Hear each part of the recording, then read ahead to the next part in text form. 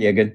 I was going to ask before, not just because of what's happened to Trent and Joe recently, but had you had to reevaluate the times you were given to players anyway this season before that happened? As in, you had your warning signs that they might be in the red zone or something like that. Had you already changed your assessments of how much of a workload you would give to players, how much rest you would give them, how much you would rotate specifically because of this season? We constantly think about that. We changed many things because of the season. For us, you might have seen that Trent's role was a different one in the games he played. It was not up and down the wing constantly. It was more in different spaces. So just as a little hint for that. And yeah, for a centre half, there was no chance. We would have Joe Gomez played 7 games in a row? No. If we would have had other solutions, not, but we didn't have them. So that's unlucky for all of us, and especially for Joe, obviously. But not to change, but we are constantly in this thought process that we really think, how can we have to, how can we use the players in the right way?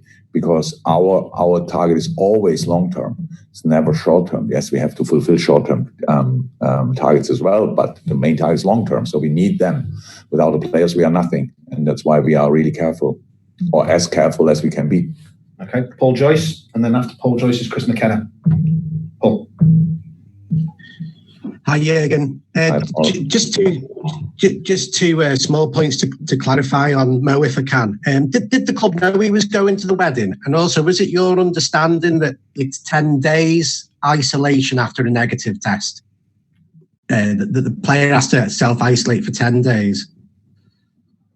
So first one, if he knew or not, is private. Honestly, that's what we can now start giving little pieces of it. And I said what I said. I did not go to the birthday, and it was really hard for me not to go because everybody was waiting for me. That's what I wanted to explain. And these are the situations you are from time to time in. And I'm 53 years old, and maybe I don't have that many birthdays anymore. So with my best friends, so it was really hard for me to decide. So that's one thing about the situation we are all living in now. And I was sitting here and telling the people about the Egypt wedding and how do we go there and stuff like this. How is that? We spoke about it in the way we spoke about it, and all the rest I'm not too much interested in. And yes, it's all. I'm not sure about now the 100% Egypt rules, to be honest, in this moment.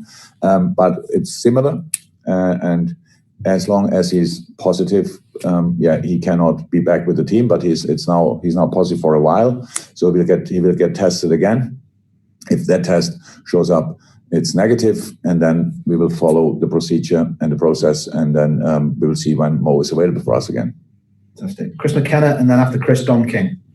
Sorry, Matt, I'll pass on because I was going to ask about Mo, so I'll let Don go. No problem, McKenna. So, Don King.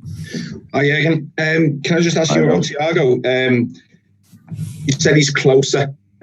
So it's 35 days. Tomorrow will be 35 days since he sustained the injury against Everton. Did he have a setback in between the time, or is this the consequence of the injury? It's a consequence of the injury. Right. So, it was a hit. It was a straight hit on his knee. So it's the consequence of the injury. Right. And do you think it'll be close? Will it be in the next couple of weeks you expect to see him then? Because he's only played 135 minutes, and everybody, you included, will be desperate to see him launch his career properly here. So am I. So I cannot change these things. So we have to deal with the consequences of injuries and of the accidents, the things happen, the fouls, whatever. In this game, it were fouls, harsh fouls. And if he could have played before, he would have played before, but he couldn't. And that's why he's still. But he's out there on the pitch. He's running. He's doing a lot of stuff. So it will not be too long anymore. And in the beginning, because the pictures look so. On the same day, we got really the horrible pictures from Virgil, and then we were kind of relieved that it's not that serious for Thiago. But it was always clear it will not be in 2-3 days. In the first few days, we thought it would settle quickly, but it didn't. So, and that's what you have to accept then, and that's why we will not rush it. we prepare him for the rest of the season, not for the first game he can play again. And so that's the situation. Chris Bascombe, and then finish with Dave Maddock, and then we go to the Sundays. Chris. Yeah, I'm not sure you may have just answered this really, but it was just with Thiago and Fab and Oxlade. I mean, are they actually not training with the group then yet? Are you still waiting for the all player to get them to join the big training session, so to speak, before you can pick them? Yeah, okay. Players have to train in the big training sessions with the team, in team training, how we call it, and not only once. If it's really serious and you have no other players, then maybe one session has to be enough from time to time. Doesn't happen really often. Can't remember when it happened last time, but usually, how I said, you prepare the game players not only for one game, and that means they need to be part of it. Fabinho was part of that. Okay. What we make of that, we will see, because I don't know yet how he reacts and all that stuff, but Fabinho was part of the normal team training. Okay, and then to finish, Dave Maddock. There you go, Dave. And then we go to the Sunday. Sorry, so the Sunday guys want to start putting their hands up on. I've got a couple of you up, but Dave, this is the final one from this particular embargo section. Yeah, and obviously you've lost virtually an entire defence, but you've maintained all along that you can't keep adding to your squad even this season because you can't have players who only play a few games. But there must surely be a temptation to kind of look in January because of that fact that you can't go a whole season without sort of half a defence and risk losing even more. We will see. So I don't know what we can do in January, to be honest. I have no idea. That we look for solutions that we look at the transfer market, that's clear, of course. But in the moment, we have the situation we have.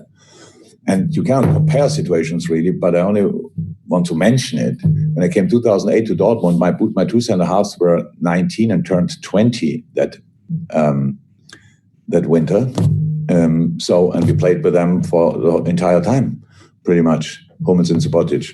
Whereas we have talents here, so they are young. They have 18, 19, 23, and then we have more experienced players, so we will see. Now everybody has the chance, and we have midfielders, not in a moment, but hopefully in a couple of weeks we will have midfielders who can play the more defensive role as well. So these are the solutions we have. We think in a moment, but what we do in January, I have no idea. If we can do something, I have no idea. If we want to do something, I have no idea in the moment. We just will see. For the moment, we are fine. We use the boys we have. And I'm really happy. So there's not because we speak constantly about injuries, so it's not easy for me to be happy in this press conference.